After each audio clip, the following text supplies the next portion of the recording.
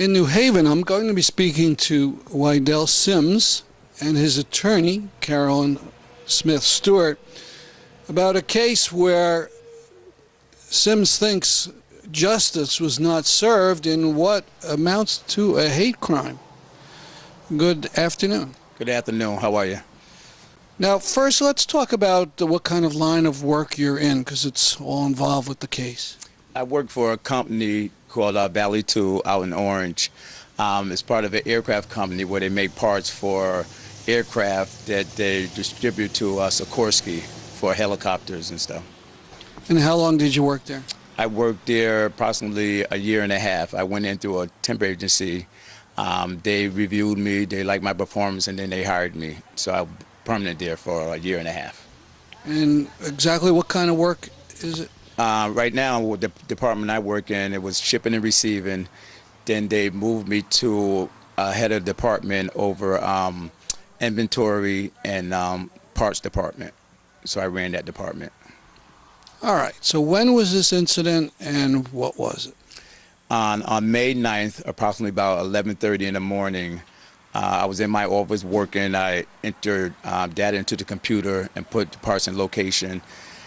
Doing my work as normal, and the way my desk is, I was turned to the right of the department, and the doorway is behind me, so two guys came in.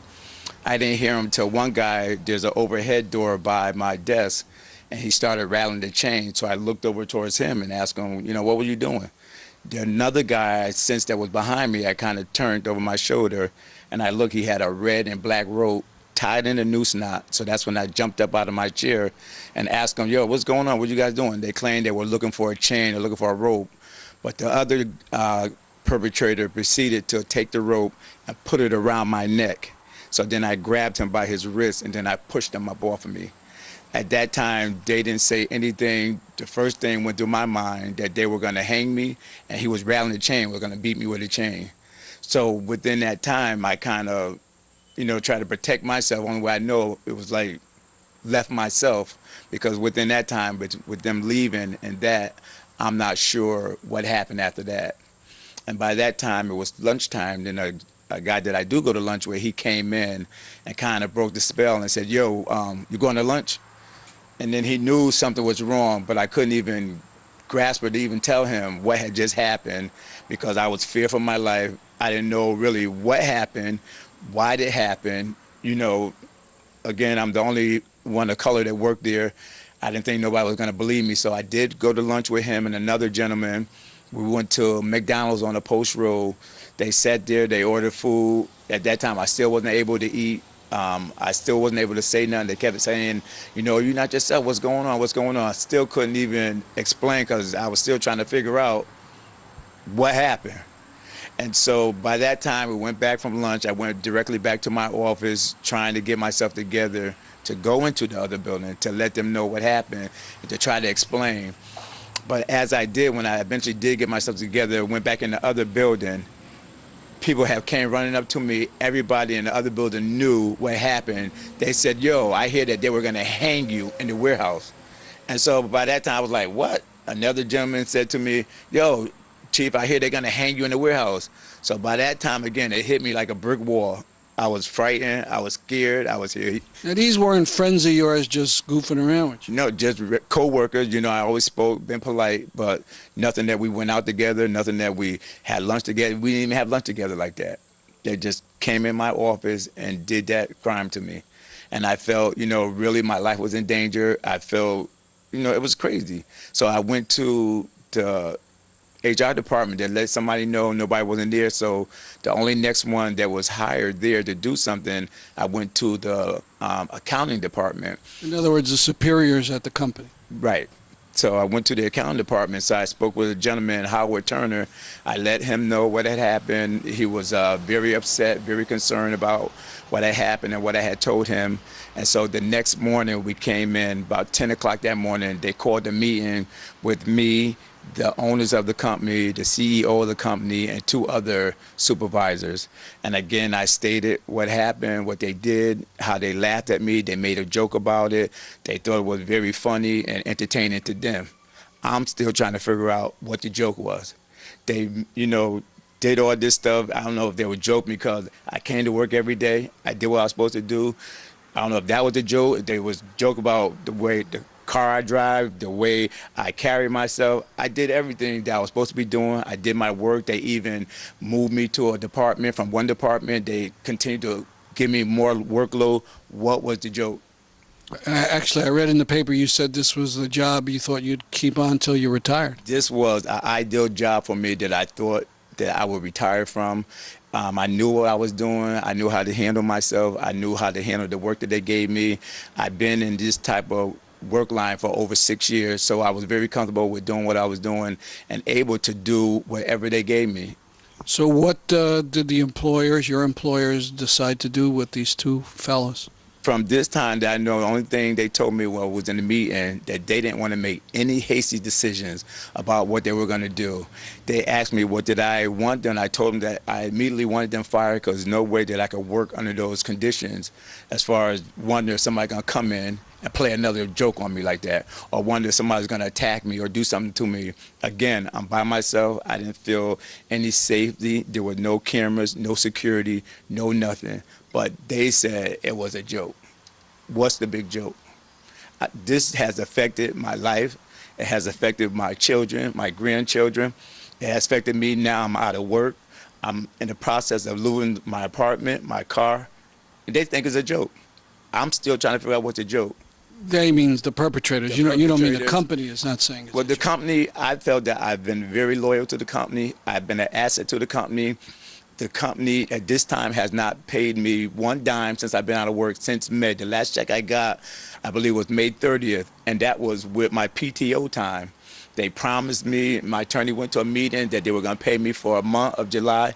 Have not received a dime since. Now, you went to the police with this? I went to Orange Police Department, gave a written statement, and at this time, the only thing they came up with was a disorderly conduct. It was two perpetrators. They only arrested one, and the other guy, they tried to make like was a witness to it, but the company fired the witness. So how that working, I don't know. And so we haven't heard anything, but nothing has happened with the other perpetrator. Right now we're in court. The guy at court, they trying to say, they're trying to make like it's nothing. They're trying to make like that I'm blowing out of proportion. They're trying to make it as a joke. I'm still trying to figure out what's the big joke. Let me talk to your attorney now. So, Carolyn Smith-Stewart, if you could, this became a legal matter, of course, and what are your feelings about this? Well, I don't think it was a joke at all. It's a very serious crime. I think that the state of Connecticut has passed numerous laws to protect employees on the job. We've had many incidences of violence on the job, and this was violence occurring at the workplace. It's also a hate crime. It is showing that one person does not have the sensibility of working together with people of different races, ethnic groups, creeds, sexual orientation. We have a law in Connecticut against that. So when we went to meet with the employer, my idea was that they would be sensitive to this issue because of the recent events that have occurred. And I was surprised to find out that they took a very lax attitude about something as serious as this. Now it's gone to court. There's been sessions, 2 sessions. Well, it's gone to court because the perpetrator had been arrested, and it was his day in court as a person who had committed only a misdemeanor, and that he had only disturbed the peace. And we felt it was a much more serious activity than it was charged. And he has a right as a victim to be heard in court, and he has a right to get justice. So we did go and state our opposition to the charges against him and to state our opposition of any accelerated rehabilitation. And from the press, the defendant did ask for that. Now, when you ask for accelerated rehabilitation, do you have to admit to doing something? Well, you admit that perhaps the behavior violated some part of the law, but you're saying because I'm a law-abiding citizen and this activity is out of my character and that I'm never probably going to get in this situation, it's granted to you if you remain free of any criminal activity in the next year. And that was what he was requesting. So he didn't get it. And where do things stand now in terms of court? Gratefully, the judge denied his request, allowed him to appeal it if he wanted to. He could have done that, and if he wanted to take it further, that he, the trial judge, would not hear the case, but it would be put to a jury. And a possibility of a civil suit, I assume, is I'm a possibility? assuming that's probably where we're headed.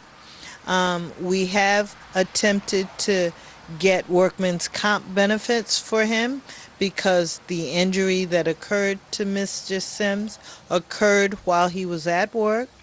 We have also gone to the Equal Opportunity Commission in Boston and also the Connecticut Human Rights and Opportunities Commission.